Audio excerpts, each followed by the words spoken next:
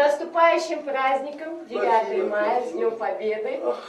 Я начальник ЦОН Светлана Булатовна от имени себя, от имени моих сотрудников поздравляю вас с этим великим праздником. Огромнейшее спасибо вам, что мы сейчас живем под мирным небом таким. Благодаря вам, благодаря участникам всем Великой Отечественной войны, мы сегодня живем под мирным, светлым небом. Вам низкий поклон от нас. Жеңіс мерекесі қарсаңында қаламыздың бірде-бір соғыс ардагері назардан тыс қалмады.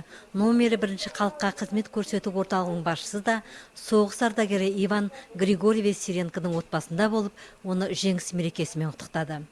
В преддверии большого... Мен Иван Григорьевичті өз атымнан жеңіс мерекесімен құттықтадым. Осы сіз арқылы қаламыздың барша ардагерлерін ұлы жеңіс мерекесімен шын жүректен құттықтаймын.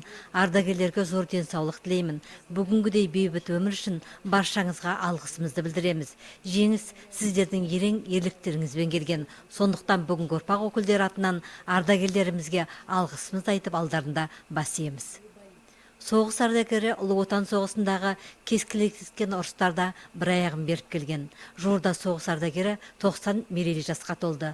Жасы ұлғайғанына қарамастан Иван Григорьевич әлі тың. Ардагер сұрапыл соғыс жылдарының қиыншылығын әлі ұмытпаған. Жас ұрпаққа өзінің өткен өмірі жайлы әңгіме айтып беруден шаршаған емес. Ал жеңіс мерекесі қарсаңында соғыс ардагерінің отбасына арнайы ат басын бұрып, оны ұлы мерекемен құттықтаушылардың санында көп болды. Иван Григорьевич көптің осы ықылас құрметіне алғысын жаудырумен болды.